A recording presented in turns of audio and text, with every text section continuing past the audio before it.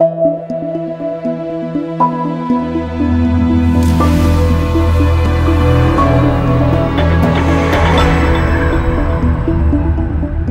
and welcome to a sound effect podcast, a podcast about sound effects. It's not so much a podcast about sound design or post-production in general.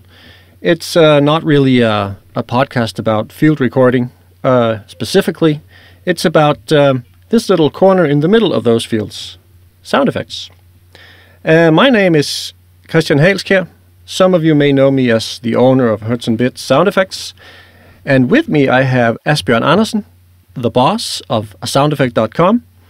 Asbjørn, this podcast was your idea. What were you thinking? Hi Christian, my name is Asbjørn Andersen and I'm the founder of soundeffect.com, as you mentioned. So what was I thinking? I thought it would be really interesting to do a podcast about sound effects because there aren't any out there right now. And I think it's, in many ways, it's the perfect medium to talk about sound effects because obviously it's sound. For this very first episode, we're going to be looking at some of the great sound effect libraries that have come out. There's a lot going on right now, and I think there's some really, really useful stuff coming out. We're also going to be talking to Paul Virostek. He's running a company called Airborne Sound. He's also got a blog up at creativefieldrecording.com where he looks into lots of different aspects relating to sound effect creation and how you put libraries together and stuff like that. Yeah. So we'll be talking to him as well. And we'll try to keep it relatively short so you won't have to spend several hours listening to this podcast. That's the goal anyways. Let's see how it turns out. Yeah, short but sweet. Yeah, hopefully. That's a goal. Just to talk a little bit more about ourselves, not too much, but you're behind soundeffect.com. But what else do you do?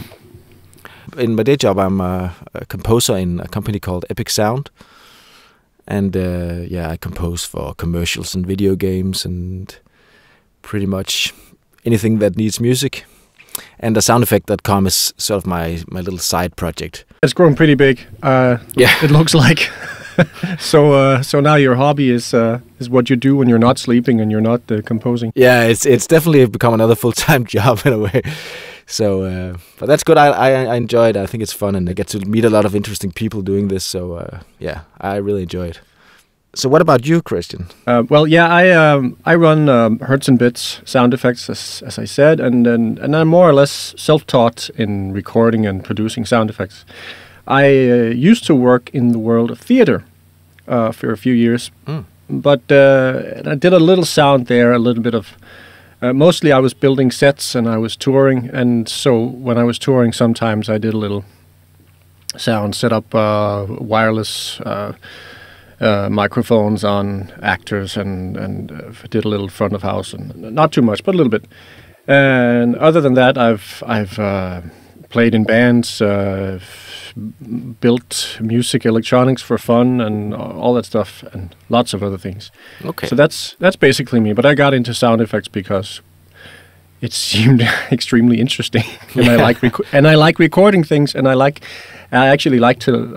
field recording, and I like to listen to pretty much just the sounds of the world as they are. So that's me. That's a pretty good reason, I think. Yeah. And you've built quite a catalog as well, I think, of sounds. Well, I'm working on it. I guess since I haven't really been doing sound design or sound editing or whatever else in a professional setting. I haven't been doing films or whatever or games, so I had to sort of figure out what to record and I wasn't recording sound effects because I needed them for my own projects. I started doing it because, all right, here's a recorder. What can I record? And so I had to sort of figure out later on what's interesting and what do people need out there. And I'm trying to develop from that.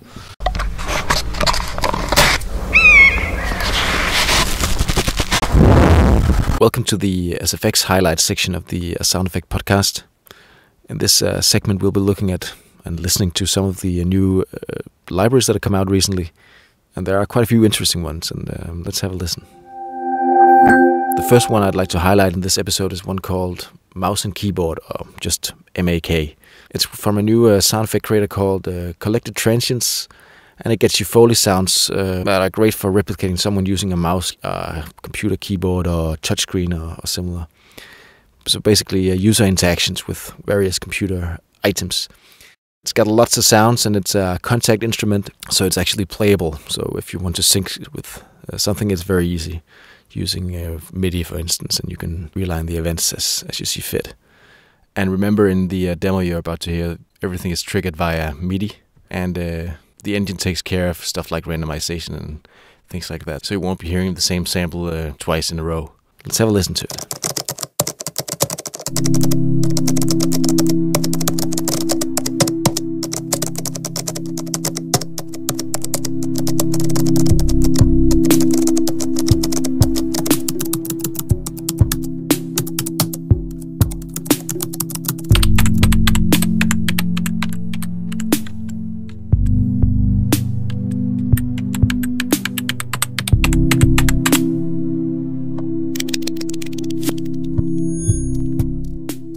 Another highlight is the Yellowstone library.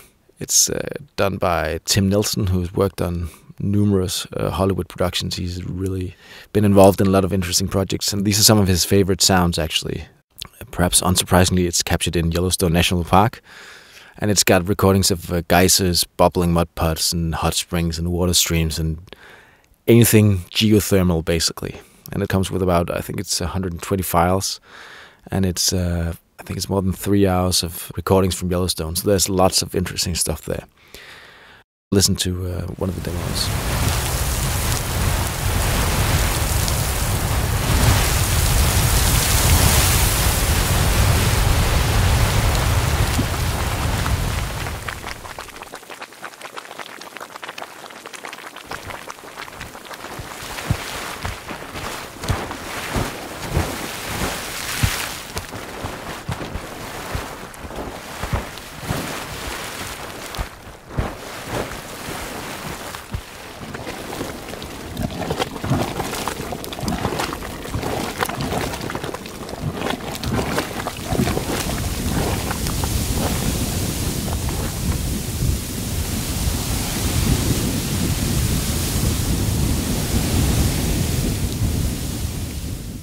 Another new library is one called Seaside, and it's from Original Sounds.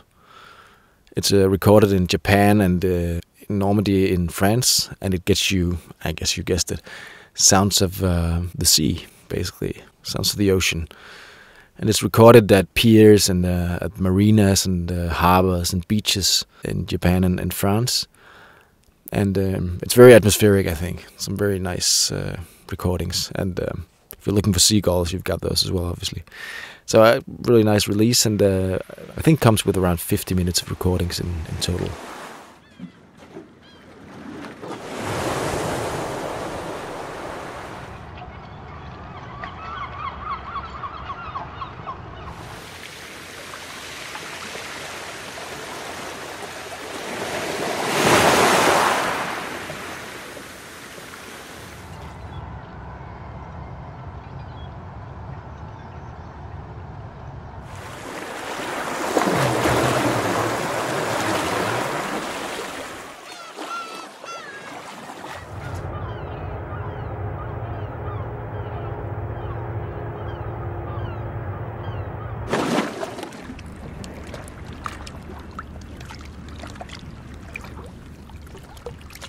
Another interesting release is the Cinematic Darkness bundle from German sound effect creators Boom.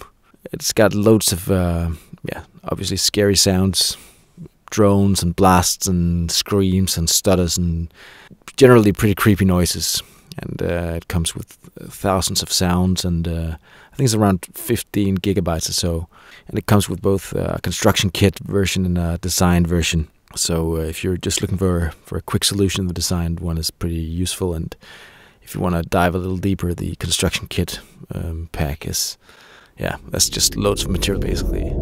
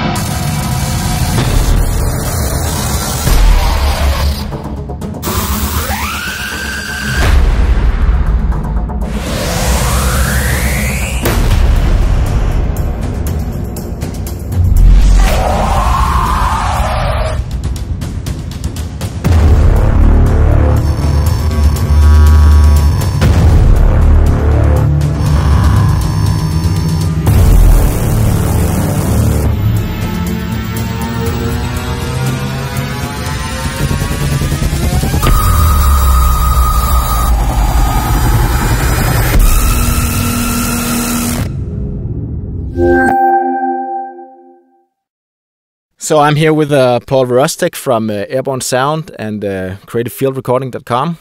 And Paul, thanks so much for taking the time to do this very first interview for the Sound Effect podcast. It's my pleasure, Asbjorn. Thanks for having me on the podcast. How did you get started in independent sound effects? Well, it's a bit of a winding road. Back in 1996, I started working as a sound effects assistant in Toronto for television and film. And at that time, I had a couple of really great editors that I worked with, Clive Turner and Robert Tola. And they really impressed upon me the value of sound effects themselves. And Rob in particular was really instrumental in teaching me field recording. So at any chance that he had, we needed any kind of random sound effect, like a Doppler car horn, nothing too elaborate at the time. We would run out of the studio and just start recording sound effects. And I found I really enjoyed that, more so even than editing or doing the assistant sound effects editing work. And over time, in my spare time, I just started building up my own sound library with the gear that I had. Later on, I joined the sounddogs.com team. And my job there was to seek out new sound libraries, master the in-house sound effects. And eventually I was running the website in a day-to-day capacity. And that really impressed upon me. It made me look at sound effects in a completely different way on how people needed them, how they liked them delivered, and which ones were popular. So I really got an appreciation for that. So after I left sounddogs.com, I decided to give it a shot myself. I had some different ideas rattling around in my head of how I thought would be a good way to share sound. And that was back in, I guess it was around 2005. And so I took my own stab at creating a independent sound effects website myself. And it was really raw. I used a service. There weren't too many tools at the time to do it back then. But one of them was eJunkie, and another one was called Payloads. And I used Payloads, and the site was really raw. But I really enjoyed the process. And over time, I just kept on revising the Airborne Sound website to the point where the current one is version 4. But basically, that's how I got started. So you started back in, what did you say, 2005? 2005, but it was pretty raw. Was there any market back at that time for independent sound effects? You know, I wasn't really tapped into the community. I had no idea how strong the field recording and sound design communities were at that time. I was kind of apart from them. So I just set up the site and I just hoped somebody would wander across the site and find it. So I didn't do too much promotion. So the site did okay, but no, I mean, there wasn't... I'm sure people were looking for great sound effects, but as far as getting it out there, I didn't really know how to do it at that time. But it was a great experience learning the technology and assembling the field recordings into packages and things like that. So for sound effect creators, what are some of the benefits of getting involved with independent sound effects? Well, I think it's I think independent sound effects is such a great advance for the post sound and pro audio community there's a ton of reasons, but I guess off the top of my head, the first one I guess would be financial. Like, to be able to be directly compensated for your own creativity is a pretty rewarding thing. To see that someone is interested in what you work on and they want to support you with it and use it in their projects themselves. That's pretty cool. Another thing would be, I guess, creative expression itself. So in the past, if you're working with one of the more corporate sound publishers, you couldn't just put out whatever you wanted. There'd always be a filter, and that makes sense because people like Sound Ideas and the Hollywood Edge, they have their customers and they know what their customers want. So you couldn't just record anything and sell it, but that's changed with independent sound libraries. If you feel like making a sound library about remote control cars or something like that, you can do it and you can see if it can fly. The tools and the cost of doing that is actually pretty low, so you can be free to be as creative as you want and put that out there. So that's a huge benefit. And I guess then the last thing, and probably the most important thing, is that the independent sound libraries are really notable in the fact that they bring the creator and the people that use those sounds close together. So most of the time when you're working in pro audio, there's some kind of filter between what you create and who receives it. So for example, when I was working on television and film, I would cut the sound effects, bring them down to the theater, and then they would go off and to the network or whatever would happen. Main point being is that I wouldn't directly interact with the people that would be hearing the show, and maybe they would appreciate the sound effects, maybe they wouldn't, who knows, but I wouldn't know. But with the independent sound effect community, you hear directly from the people that are going to be using the tools that you create for them. So that's really cool because you get a lot of good feedback from people. It's really rewarding because you hear back from them if they want something new, if they've got ideas. That can be a really rewarding thing beyond the financial aspect and beyond the creative aspect as well, is that you're directly communicating with the people who are going to be using your tools.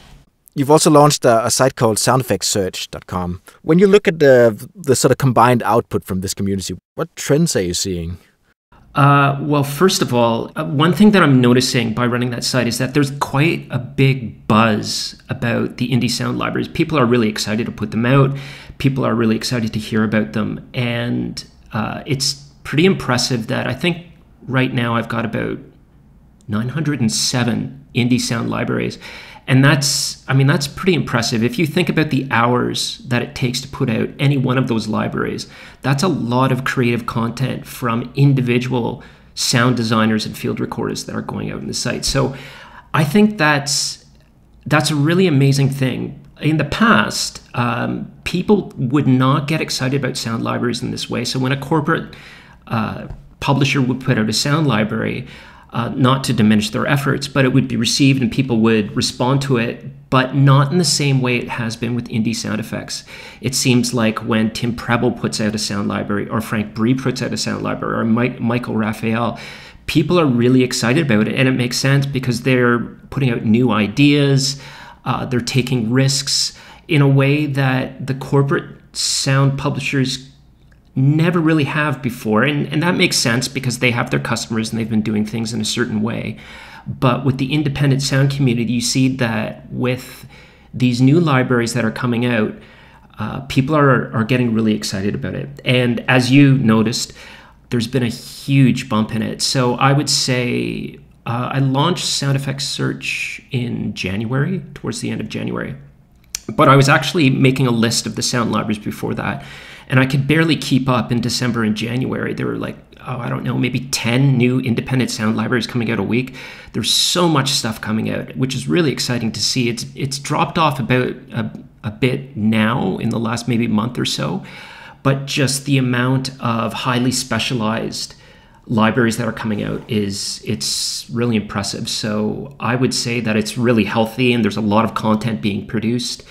And just a huge buzz from and excitement about the new libraries that are coming out from people. I think you did a blog post like a month or two ago where you looked at some of the independent sound effect shops out there and how they actually manage their content and what kind of material they sort of put forward. Yeah, so I wrote 2 posts kind of looking at the sound library. So I've got all those, beyond having the sound libraries listed on the website itself, I also have them in a FileMaker database, and that just helps me enter them a little bit more quickly. But that also lets me look at kind of what's going on and have a bit of a bird's eye view. And I really like looking at the stats and seeing what people are doing and producing and things like that, and it really inspires me. And so I decided that it'd be kind of cool to share what I've noticed. And so one thing, I guess if you can look at content, some trends that I saw, sound design is really popular. So whether it's horror or whooshes or science fiction stuff, people are coming out with a lot of creative new stuff. But that, I would say, I can't remember the exact numbers, but they make up for the bulk of independent sound libraries. Weapons and ambience and human sounds come in. I think they were tied at the time. There's quite a few libraries of those. And then after that, what I call building block sound libraries. So metal sound libraries, glass, wood, rocks, things like that. All of those they're pretty popular.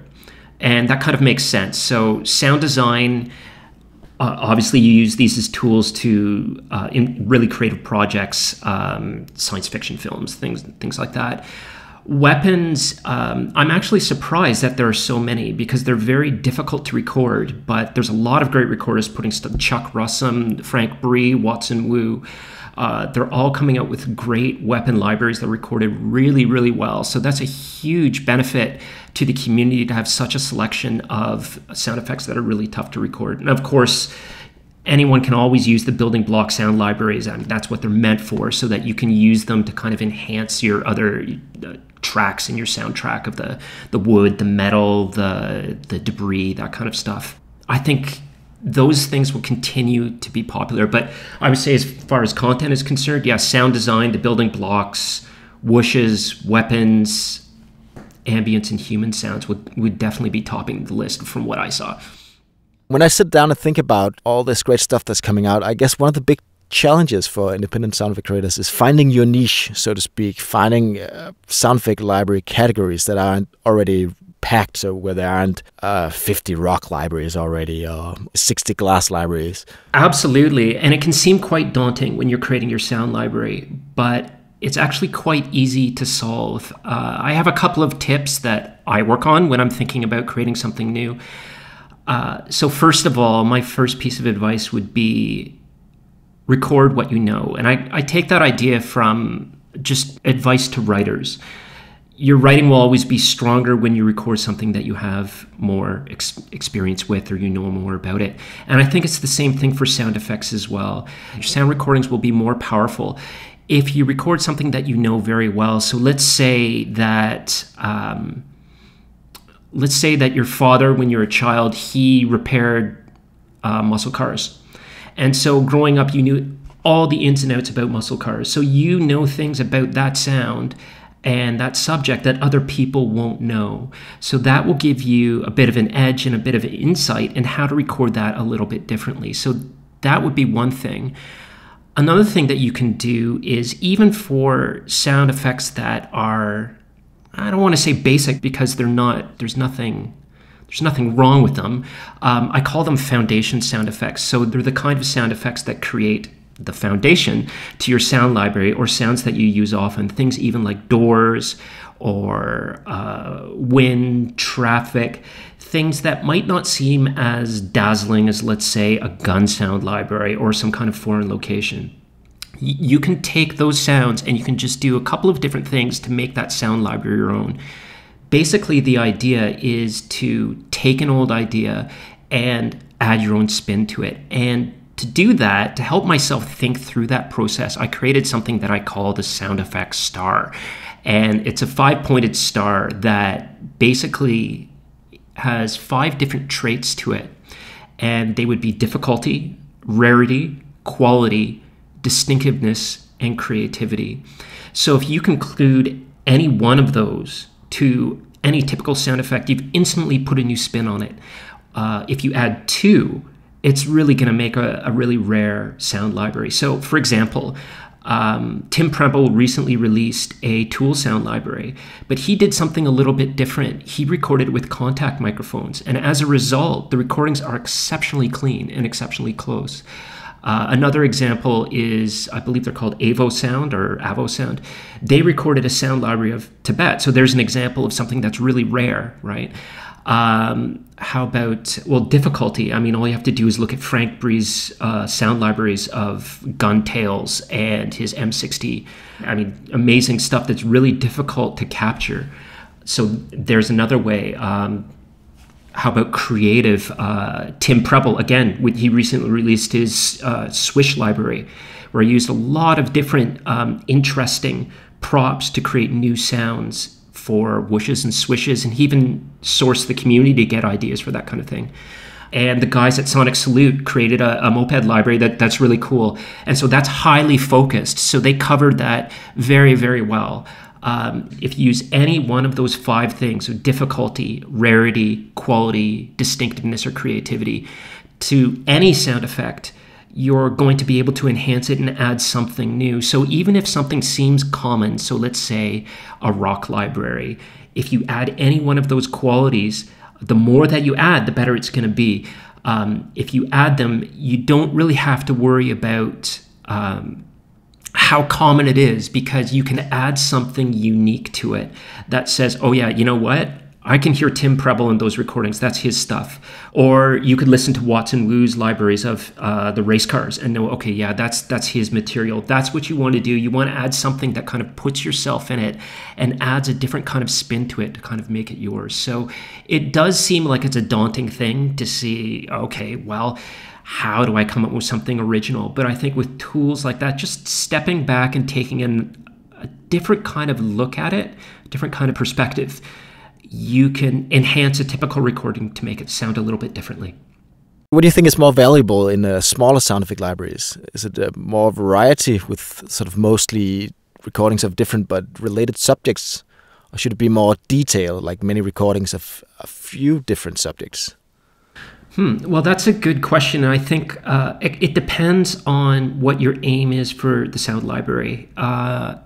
So, for example, if you're making a starter sound library, you want to cover a lot of ground, right? I call it a starter sound library is a collection that you could buy and will cover your bases adequately for, I don't know, for the majority of projects that you would come across. So one example would be probably the most popular starter sound library would be Sound Ideas 6000 series. Now, that's not an independent sound library, but you kind of get the idea where it would cover a lot of different sound effects that you would need. So getting the variety, it's definitely valid, but I would say the other option with detail, I think is a really good way to go. And I think that's useful because if you think about the way that people edit, the worst thing would be to have 5 servo sounds if you're trying to cut an entire Transformers film, for example. So you want to have a lot of variety, recorded at a lot of different perspectives.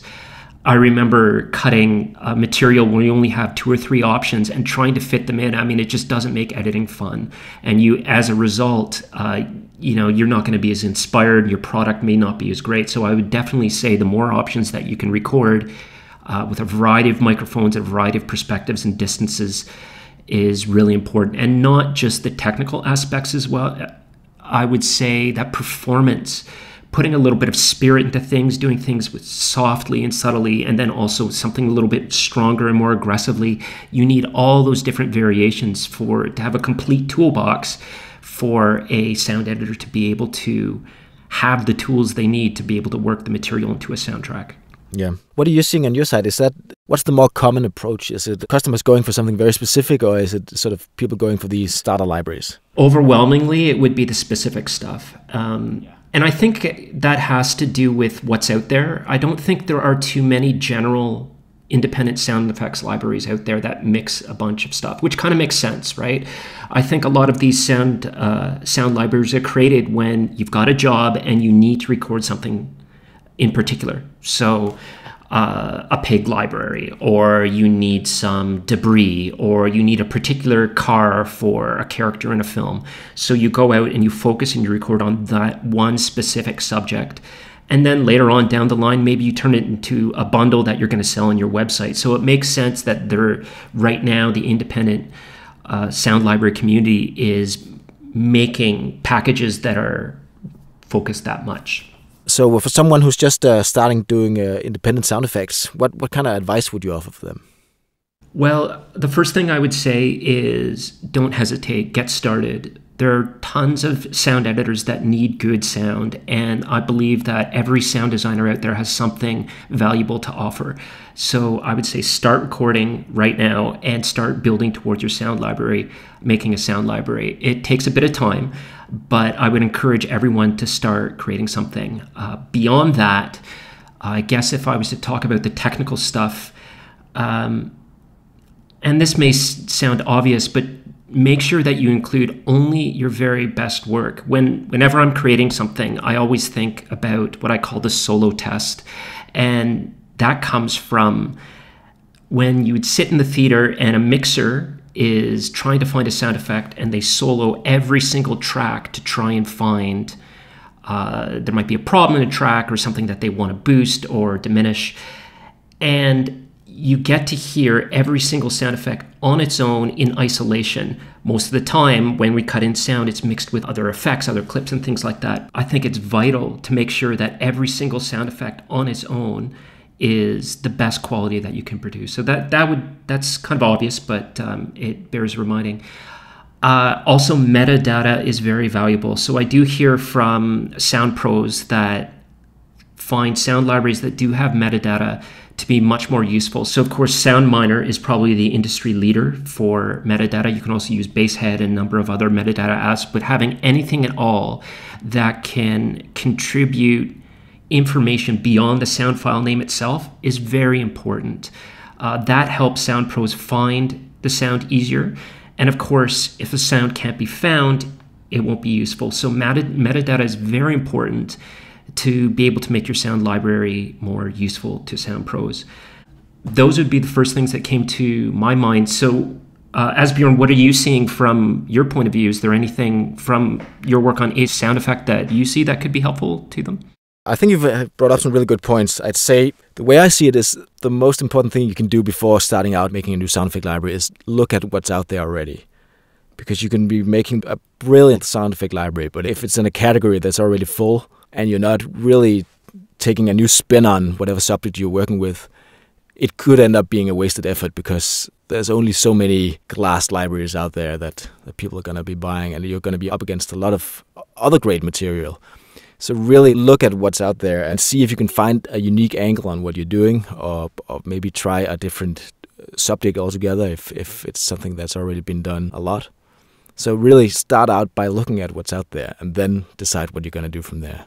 I think that makes total sense because it could be really discouraging. Let's imagine that you put all your effort in creating a new sound library. You've got it up there, you're hosting it, it's on a sound effect or whatever, and then there's no hits. That could completely discourage someone from producing something great in the future, right? So I would definitely say that's a huge point to make sure that you're going to create something that's viable and wanted by the community for sure. Paul, these are some really good points. It has been such a pleasure talking to you, and I enjoy following your blog and your output from Airborne Sound. And I look forward to seeing what you come up with in the future. Thank you, Asbjørn. It's been a pleasure to be here. That's it for this very first episode of a Sound Effect podcast, and it was presented by soundeffect.com, obviously, and myself, Hertz and Bits Sound Effects, and we hope you liked it, and we hope that you will join us the next time we get something together, and right, that's it. Bye.